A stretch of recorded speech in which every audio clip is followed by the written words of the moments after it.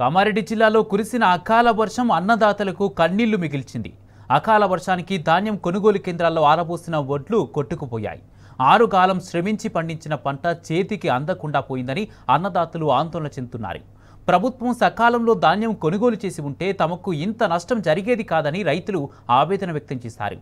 దీనిపై మరింత సమాచారం మా ప్రతినిధి రవీందర్ అందిస్తారు. నిజామాబాద్ జిల్లాలో కురిసినటువంటి అకాల వర్షాలు అన్నదాతలకు కన్నీళ్లే మిగిల్చాయి. 6 కాలం కష్టపడి పండించిన పంట చేతికొచ్చిన సమయంలో రాలవాన అదేవిధంగా ఒకేసారి వర్షం రావడంతో రైతులు కళ్ళాల్లో ఎండబోసినటువంటి ధాన్యం తడిసి ముద్దయింది, కొట్టుకుపోయిన సందర్భం స్పష్టంగా కనబడుతుంది. మనం ప్రస్తుతం చిన్నమల్లారెడ్డి గ్రామంలో ఉన్నాం. చిన్నమల్లారెడ్డి ఇటు కామారెడ్డికి సమీపంలో ఉన్నటువంటి గ్రామం, కామారెడ్డి మండల కేంద్రానికి సంబంధించిన గ్రామం. మనం చూస్తున్నాం, నిన్న కురిసినటువంటి అకాల వర్షంలో రైతులు పండించినటువంటి పంటను ఆరబెట్టుకుంటున్న సందర్భంలో ఒకేసారి వర్షం రావడంతో తడిసి ముద్దయింది, వడ్లు కొట్టుకుపోయింది. అటు కోత దశకు వచ్చినటువంటి పొలాలు కూడా అడ్లు అన్ని నేలమట్టం అయ్యాయి, నేల రాలాయి. రాళ్లు కురవడం వల్ల, వడగళ్లు పడడం వల్ల రైతులు పండించినటువంటి పంట ఎందుకు పనికి రాకుండా చేతికి రాకుండా పోవడంతో దాదాపుగా ఒక పక్క భూగర్భ జలాలు పూర్తి స్థాయిలో అడుగంటిపోయాయి. మరోపక్క పాలుకు కౌలుకు చేసుకునే రైతులు దాదాపుగా ఆల పరిస్థితి వర్ణనాతీతం అని చెప్పొచ్చు. కౌలు కట్టాల్సింది ఉంటుంది. వాళ్ళు పాలుకు చేసుకున్నటువంటి అప్పు సప్పు చేసి తీసుకొచ్చినటువంటి అప్పులు ఇవాళ మిగిలిపోయే పరిస్థితి ఉంటుంది. ఈ నేపథ్యంలో ఇటు కామారెడ్డి, అటు నిజామాబాద్, డిచ్చుపల్లి, అదేవిధంగా నిజామాబాద్ రూరల్, ఆర్మూర్, బాల్కొండ పరిసర ప్రాంతాల్లో కూడా ఇదే పరిస్థితి ఉంది. ముఖ్యంగా ఈ కొనుగోలు కేంద్రాలను స్పీడప్ చేసి ఉంటే పరిస్థితి ఈ రకంగా వచ్చేది కాదని రైతులు వాపోతున్నారు. ఈ పరిస్థితి ఎన్ని ఎకరాలు నాటేశారు ఏంది? మరి 4 ఎకరాలు నాటేసిన సార్. నేను 4 ఎకరాలు నాటేస్తే ఇప్పుడు 4 ఎకరాలకు 2 ట్రాక్టర్లు అడ్లు వెళ్ళినాయి సార్. నేను ఏం చెయ్యాలి? లేని పరిస్థితి సార్ మాది. మా సంత బోరు కూడా కాదు, మేము కౌలుకు తీసుకున్నాం. కౌలుకు తీసుకొని వాళ్ళకి ఇప్పుడు పైసలు లేకుండా తప్పదు కదా సార్. మాకు పండినా పండకున్నా వాళ్ళకైతే పైసలు ఖచ్చితంగా ఇవ్వాల్సిందే కదా. వాళ్ళకి ఇవ్వకపోతే తప్పదు కదా సార్. 28,000 ఇవ్వాలి సార్. మేము పంటకి 28,000 ఇచ్చి పాకలో నీళ్ళు తీసుకొని వాళ్ళసం చేసుకున్నాం, మాసం చేసుకుంటున్నాం సార్. ఈ ఒగ్గిది పరిస్థితి సార్ మాది. లేని పరిస్థితి సార్ మా సార్. అసలు నా ఆరోగ్యం వాళ్ళకి నేను ఇంట్లో ఉండి నాకు ఇట్లా అయింది సార్. మీరు ఏం చేస్తారో మరి, ఏమి సీఎంకు అందజేస్తారా, మన ఎమ్మెల్యేకి అందజేస్తారా, మరి ఎవరికి అందజేస్తారో నా పరిస్థితి ఏంది? భేదవాళ్ళం సార్, మేము కైకిలు చేసుకుని బతికేటోళ్ళం సార్. మరి ఇట్లయితే మేము బతకలేం సార్. సీఎం ఏం చేస్తుంది సార్? ఏం చేస్తున్నాం సీఎం?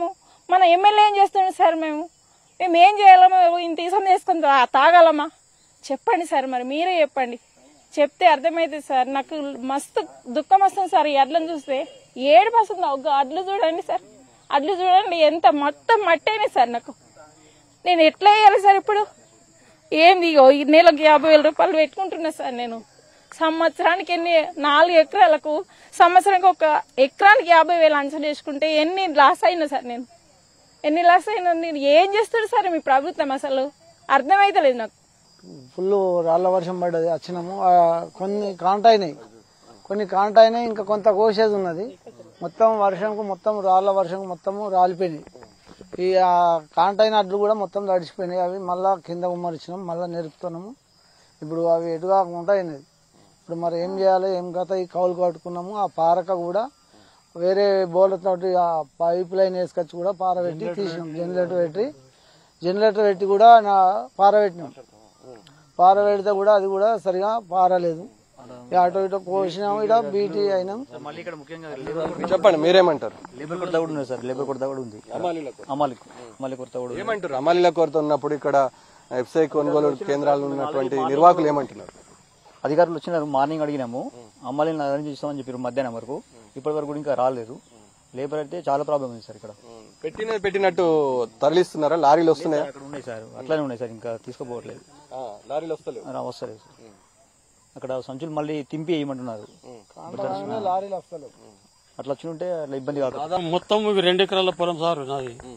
మొత్తం రాలిపోయింది. అటు ఒక్క ఇత్తు కూడా లేదు సార్. ఒక్క ఇత్తు లేదు, ఒక్క ఇత్తు లేదు. ఏడా మళ్ళా రెడ్ కట్టకనే ఒక ఇత్తు కూడా లేదు. ఆధార్ కార్డు కూడా తీసుకొచ్చా. ఇక దాన్ని ఏం చేస్తారు? 2 ఎకరాలు నానిపోయింది. మొత్తం ఇత్తేలే సార్. ఇత్తు లేదు పొద్దుగాల పోయినా ఏం చేయాలి రాళ్ళు వాడి నానిపోయినాయి. రాళ్ళు పడి ఇప్పుడు చెట్టుకొని ఉరు పెట్టుకున్నారు. ఇప్పుడు ఇప్పుడు నాకు అంత బాధ అనిపిస్తుంది. ఏం చేయాలి నేను తెల్లదాకా పొద్దాకాడ బండి పార పెట్టుకున్నా తోటి ఇంతోటి పెట్టుకున్నా. మీకు ఆధార్ కార్డు కూడా తీసుకొచ్చిన. ఏమన్నారు ఆధార్ కార్డు ఆఫీసర్స్ వచ్చారుగా కలిసినావా మరి వాళ్ళకి ఆఫీసర్స్? రానేలేదు అటు కట్ట కిందికి చూడలే మీ పొలం కాడికి వచ్చి చూసిరా? రాలేదు ఎటు పోయిరేమో వస్తారా రారా తెలియదు మాకు. ఇక ఏం చెప్తావు ప్రభుత్వానికి? ఏం చెప్తావు? నష్టం అయితే జరిగింది, ఇత్తు చేతికొచ్చే పరిస్థితి లేదు, ఏం చేయాలని కోరుకుంటున్నావు? నాకేం చేస్తారో న్యాయము చెయ్యను మరి. చెప్పు పెద్ద ఎంత మీరు ఎంత వేసారు? ఎంత పరిస్థితి? బిగడేసిన ఒక 5 ఇత్తులు లేకుండా మొత్తం మీద గడ్డి మొత్తం రాలిపోయింది సార్. ఈ 5 ఇత్తులు వెళ్ళకుండా కౌలుకు పట్టుకున్నా నేను.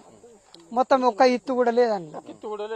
మనం అడిగి పోయి చూసినా గంతే, ఈడ ఇన్నా గంతే. ఎన్ని ఎకరాలు నీకు? ఎన్ని ఎకరాలు ఉంది? ఎంత బిగడ మొత్తం ఇట్లా ఉందా పరిస్థితి? ఏం లేదు సార్, నేలమట్టం అయింది. మొత్తం ఇత్తు లేదు.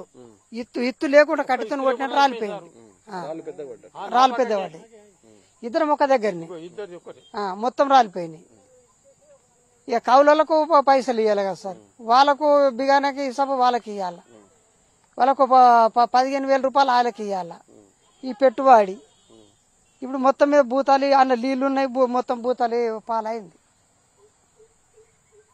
నేను ఏం చేయను ఏం చెప్పాను? నాకు అక్కడికి ఇవరిదాకా ఇద్దరం ఆనే కూర్చుండి వచ్చినాం. ఏం చేయాలి సార్? రైతు ఆత్మస్థైర్యాన్ని కోల్పోతున్నాడు, ఆవేదన చెందుతున్నాడు. ఎవరిని పలకరించినా ఎవరితో మాట్లాడినా అదే పరిస్థితి ఉంది. క్షేత్రస్థాయిలో ఫీల్డ్ లెవెల్లో అధికార యంత్రాంగం పూర్తి స్థాయిలో నిర్లక్ష్యం వహిస్తున్నది. రైతుల దగ్గరకు పోవడంలో విఫలమైంది. సంబంధిత ప్రజాప్రతినిధులు కానీ సంబంధిత అధికారులు కానీ ఏ ఒక్కరు కూడా వర్షాలు పడి ఒకరోజు గడుస్తున్నా ఇప్పటి వరకు క్షేత్రస్థాయిలో పర్యవేక్షణ లేదు, పరిశీలన లేదు. శ్రీకాంత్తో కలిసి రవీందర్, టీ న్యూస్, కామారెడ్డి జిల్లా.